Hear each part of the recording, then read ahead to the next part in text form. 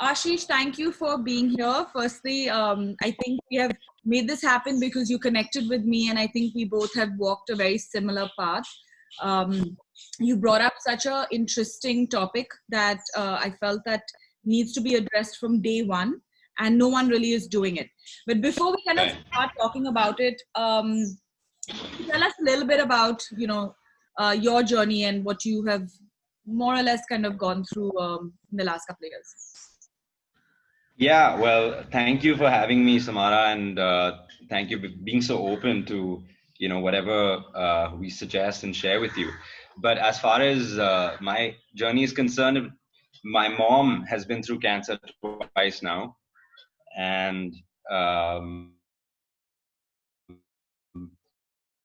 basically, I never even know whether to use cancer in the past tense, on the present tense, or on the future tense.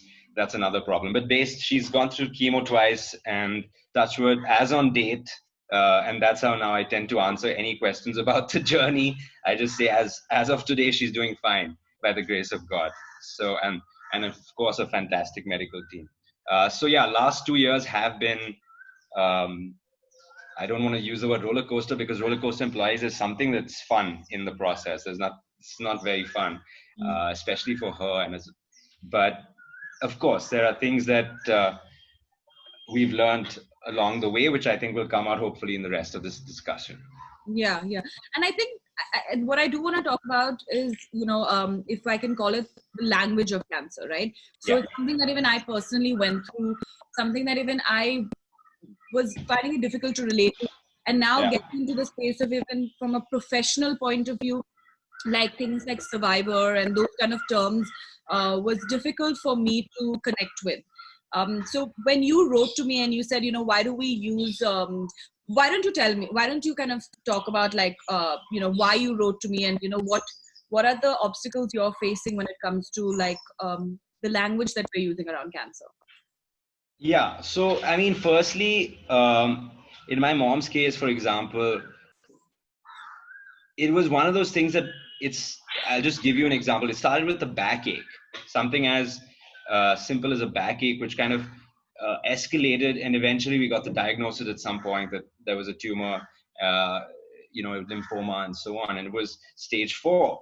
So firstly, the thing, I didn't even know much about cancer, to be honest, because it was the C word, the big C, or whatever you call it. So initially of the diagnosis, and the way in which it came after several rounds of tests and so on was incredibly hard on everyone. In fact, I think my mom took it much better than any of us did, which I'm sure is probably another thing we can learn from those who've been through it. But yes, the language of cancer does significantly add to my anxiety around it.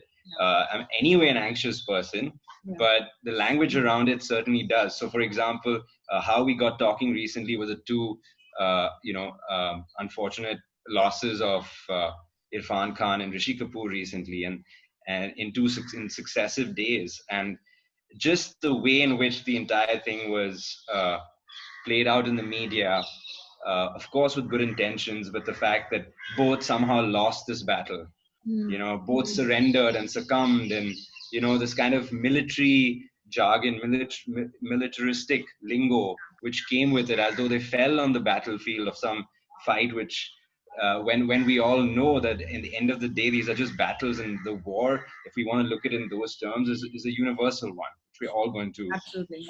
I don't think any of us can win that one. So why single out cancer patients, and both sides? It's not only those who've lost, it's also those who won, and then you put this survivor tag, which I think is exclusionary in a way. It's discriminatory in a way, right? Everyone has been through something, and yes, you're not trying to take away from the fact that they've been through hell and they're back, but I'm sure, I would like to ask cancer patients whether the tag of being a survivor puts pressure on them.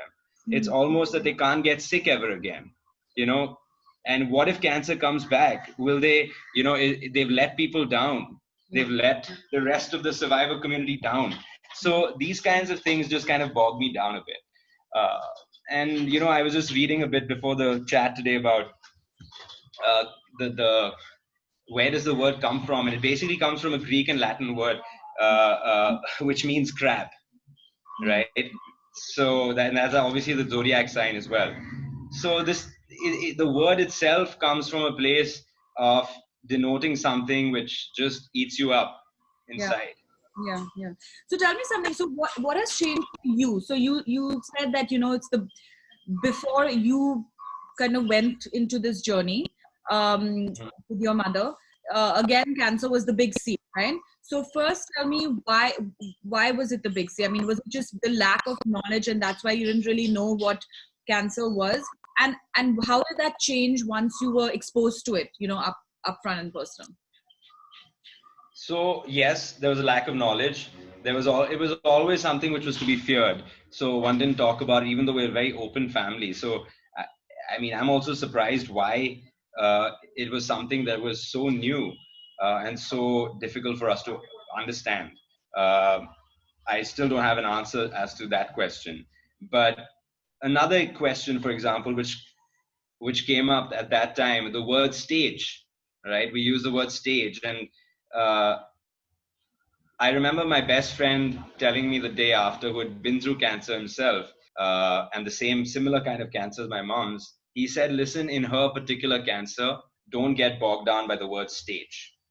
It's different for every cancer, because otherwise, I mean, if you want to go with stage 4, I mean, you might as well just say dead man walking, right? Why what is this kind of stage 1, 2, 3, 4? I know it's technical and medical and so on, but people's faces when you tell them, oh, about the diagnosis, and they always ask you the first question, what stage is it, Stage and right? statistics, yeah.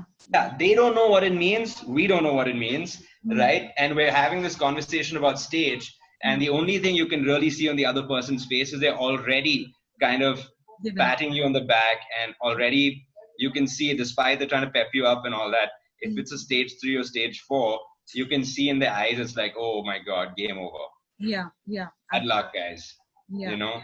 And he was right, my friend was right. I mean, I know it's not the same for every cancer, but in her case, Yeah.